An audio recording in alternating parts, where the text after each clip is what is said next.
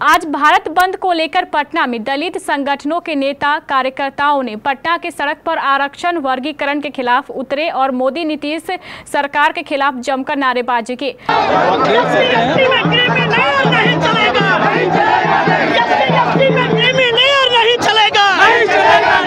आरक्षण में बंटवारा बंद करो, आरक्षण में बंटवारा बंद करो, आरक्षण में बंटवारा बंद करो।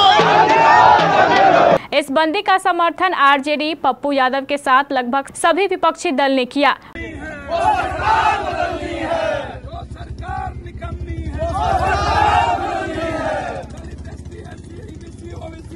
करना बंद करो,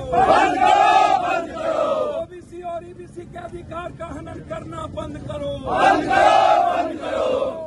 बिहार में युवा शक्ति, कांग्रेस और सभी पार्टी जो इस देश के 126 करोड़ लोगों के अधिकार के लिए लड़ते रहे, जो समाज के अंतिम व्यक्ति के जस्टिस के लिए लड़ते रहे, चाहे कोई भी दल हो, वाम सेफ हो, भीम आर्मी हो, चाहे दलित एक्सट्रीमिस्ट विचारधारा रखने वाला एसटी एससी के नेता हो, एससी के नेता हो, माइनॉरिटीज के लोग हों, ओबीसी और ईबीसी के लीडर हो, सभी लोग आज चिंतित है कि आप एक एक करके निजी नौकरी को, रोजगार को प्रश्रय दे दिए, सरकारी नौकरी आपने खत्म कर दी, तो आरक्षण वैसे ही खत्म हो गया।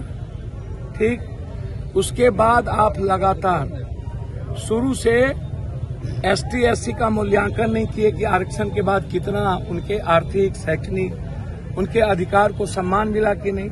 आप बैक दरवाजे से यदि आप क्रीमिलियर एसटी एससी में भी लाओगे, 1.3% भी उनको अभी तक रोजगार नहीं मिला, तो भैया ये तो आपस में विवाद के साथ साथ आपकी मंशा सही नहीं है कि आप तो शुरू से आप आरक्षण विरोधी दिखते हैं।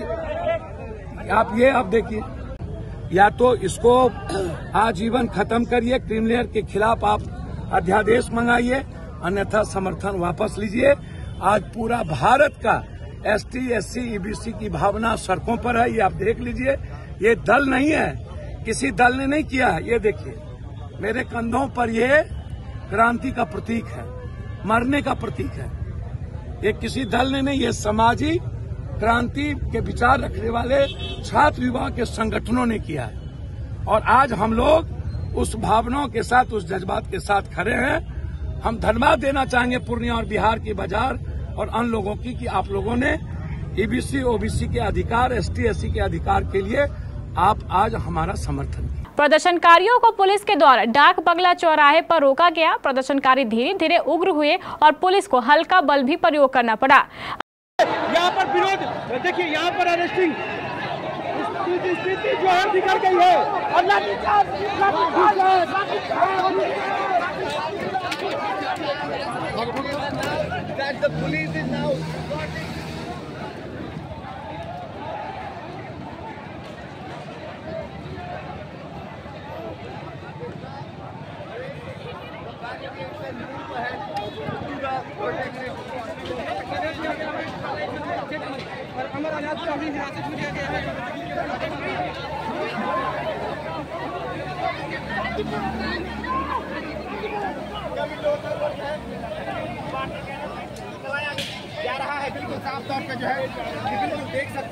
अब इस मामले को लेकर और लेटरल एंट्री रद्द के विषय पर राष्ट्रीय जनता दल के प्रवक्ता आरजू खान ने उन तमाम मुद्दों पर केबीसी न्यूज से बातचीत के क्रम में जीतन राम मांझी को मोदी के तोते का संज्ञा दे दिया है। देखिए अमलेश आनंद के साथ आरजू खान की एक खास बातचीत।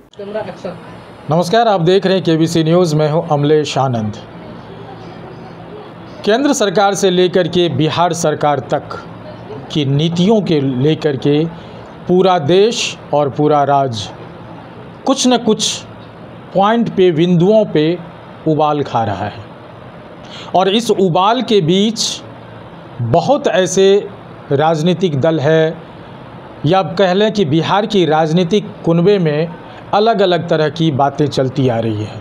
मुद्दे तो बहुत सारे हैं, लेकिन कुछ गिने चुने एक दो मुद्दे पे हम लोग बात करेंगे। चूँकि आज पूरा भारत बंद था, बंदी का आह्वान किया गया था, और इस आह्वान में जितने भी तरह के लोग थे SC ST से जुड़े हुए, उसको लेकर के ये आह्वान किया था।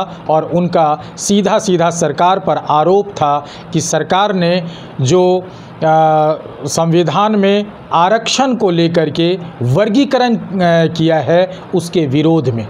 तो आज हम मौजूद हैं राष्ट्रीय जनता दल के प्रवक्ता आरजू खान के साथ। हम कुछ बात करने की कोशिश करेंगे, कुछ जानने की कोशिश करेंगे आखिर ये मामला है क्या। आरजू जी, स्वागत है KBC न्यूज़ में। जी बहुत बहुत धन्यवाद। धन्यवाद। हम जानने की कोशिश करते हैं, हम चाहते हैं कि आप अपने माध्यम से हमारे दर्शक को भी बताइए कि ये जो मामला चल रहा है, जो भारत बंद था, इसका क्या पॉइंट था, क्या विषय था, और इससे क्या कुछ होने वाला है अथवा नहीं। देखिए, जिस तरीके से देश के SC ST वर्ग के साथ वर्गीकरण करने का काम प्रदेश की और देश की सत्ता में जो मौजूद लोग हैं वो कर रहे हैं, ये गलत है। जिस तरीके से SC ST अधिकार का जो हनन कर रहे हैं, ये जो अधिकार मिला था, जिसको ये वर्गीकरण कर रहे हैं क्रीमी लेयर और अनक्रीमी लेयर के नाम से, तो ये जो अधिकार है वो इसी हिसाब से मिला था, सामाजिक छुआछूत और भेदभाव के ऊपर मिला था। तो क्या वो चीज़ें दूर हो चुकी हैं? अगर वो चीज़ दूर नहीं हो तो उसको लगातार मिलना चाहिए।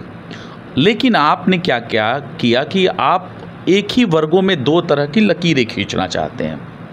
एक को आप बेहतर बताना चाहते हैं और एक को उससे निचले तबके का बताना चाहते हैं। ये कतई बर्दाश्त नहीं है, और ये कहीं ना कहीं पूरी तरह से ये संविधान की अवहेलना करते हुए ये संविधान के ऊपर से ये काम करना चाहते थे। क्योंकि ये आर्थिक रूप से, मैं बता रहा हूँ आपको, कि सामाजिक छुआछूत और भेदभाव के हिसाब से मिला था। और आपके पास वो कौन सी मशीन है कि आप एक ही समाज के लोगों को दो वर्गों में बांटिएगा? दोनों में विरोधाभास होगा कि नहीं होगा? एक आदमी अपने आप का अपना कॉलर टाइट करके चलेगा, कहेगा कि मैं क्रीमी लेयर हूँ, और उसी समाज का दूसरा वो अपने आप को वंचित और शोषित महसूस करेगा। इसके खिलाफ हम लोग हैं। इसलिए हम लोग नहीं चाहते कि SC ST जाति में वर्गीकरण हो। अभी केंद्र सरकार में कैबिनेट मंत्री है, और जो बड़े नेता है दलित महादलित समाज से आते हैं, चिराग पासवान, उन्होंने भी ये कल प्रेस कॉन्फ्रेंस में कहा कि हम इसका समर्थन करेंगे, और प्रधानमंत्री के पास हम अपना प्रपोजल दिए हैं, और इस पे हम नवीन अनुसूची में भी की जो बात चल रही है उस पर बात करेंगे। क्या लगता है कि इस बात को मान पाएंगे प्रधानमंत्री? देखिए, हम लोगों ने इंडिया ब्लॉक के जितने भी सांसद हैं, उन लोगों ने संसद के पटल पे बड़ी ज़ोर से अपनी आवाज़ को रखा और बताने की कोशिश की कि ये वर्गीकरण के हम खिलाफ हैं। ये कतई हम लोगों को बर्दाश्त नहीं है कि एक तरीके से आप एक ही वर्ग में दो तरह के लोगों को आप चिन्हित करते हैं।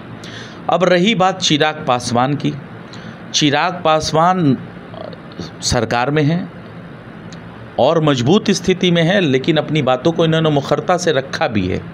लेकिन क्या ये वाकई में नरेंद्र मोदी से बात करेंगे? अब उन्हीं के NDA अलायंस के जीतन राम मांझी कुछ दूसरी बयानबाजी कर रहे हैं। जीतन राम मांझी तो एक तरीके से ये कह लिया जाए तो नरेंद्र मोदी के तोता बन चुके हैं। तो ये जो विरोधाभास उनके अंदर से आ रही है, और तमाम जो NDA के जो गठबंधन के लोग हैं, वो अपना अपना अलग अलग तरह का राग अलाप रहे हैं, लेकिन उसके बाद भी हो रहा है। इसको पूर्ण विचार करने की ज़रूरत है। और अगर ये बात चिराग पासवान कहते हैं तो अच्छी बात है, लेकिन क्या कहीं उनका भी चेहरा दो किस्म का तो नहीं है? वो कहीं अपने आरक्षण को, अपनी सुरक्षित सीट को बचाने के आड़ में तो ऐसा बयान नहीं दे रहे हैं। क्या इस बात को वो वाकई में नरेंद्र मोदी जी के सामने रखेंगे या नहीं रखेंगे, इस पे मुझे संशय है। क्या लगता है आप लोग को कि ये जो सुप्रीम कोर्ट का निर्णय आया है, क्या वो गलत है? देखिए, सुप्रीम कोर्ट का जो भी निर्णय आया है, अगर उस पर अगर सुप्रीम कोर्ट पूर्ण विचार कर ले, हम ये चाहते हैं, तो इसमें क्या बुराई है?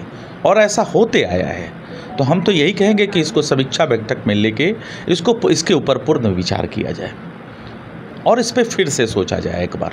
हम सुप्रीम कोर्ट से ये आग्रह कर रहे हैं। अच्छा, कल जैसे जिस तरह से ये बिल को लेकर के 2 घंटा पहले यहाँ ये प्रेस कॉन्फ्रेंस किया जाता है शक्ति जी के द्वारा, और 2 घंटा के बाद चिराग पासवान प्रेस कॉन्फ्रेंस करके ये बताते हैं कि ये बिल रद्द कर दिया गया है, वो जो विज्ञापन था रद्द कर दिया गया, उस पर देखिए, सबसे पहले इंडिया ब्लॉक के लोग और उसको मुखरता से हमारे नेता प्रतिपक्ष तेजस्वी यादव ने देखा, और उसके आने के ठीक 1 से 2 घंटे के बाद उन्होंने मुखरता से अपनी बात को रखा कि लेटरल एंट्री के तहत आप आरक्षण को ख़त्म करके, रिजर्वेशन को ख़त्म करके अपने तरीके से IAS, IPS, UPSC में बनाना चाहते हैं, और इसका जीता जागता सबूत है ओम बिरला की बेटी। तो ये करना चाहती थी भारतीय जनता पार्टी, वो RSS के पद चिन्हों पे चलती है, और RSS के मोहन भागवत 2015 में क्या कहते हैं कि हम आरक्षण के खिलाफ हैं, आरक्षण खत्म होना चाहिए। तो भारतीय जनता पार्टी तो उन्हीं के चिन्हों पे चलती, और जिसको चाहे उसको लेटरल एंट्री के आधार पे वो ISPCs बनाना चाहती थी, और जिसका रिजर्वेशन था, SC ST को जो रिजर्वेशन मिला है या किसी और को जो रिजर्वेशन मिला है उसको ख़त्म करना चाहती थी। लेकिन पक्ष तो ये कह रही है ना सच्चा, तो 72 मिनट के बाद या 2 घंटे के बाद इसको तुरंत बैकफुट पे क्यों आ गई नरेंद्र मोदी सरकार?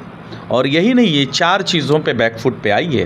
तो आपको क्या लगता है कि विपक्ष के प्रेशर से आई है? विपक्ष के प्रेशर से, जनता के जनादेश से ये प्रेशर में आई है, और अपनी किए हुए चीज़ों को ये वापस ले रही है। देखिए, वक्फ बोर्ड भी के मसले को भी इन्होंने JPC में डाल दिया।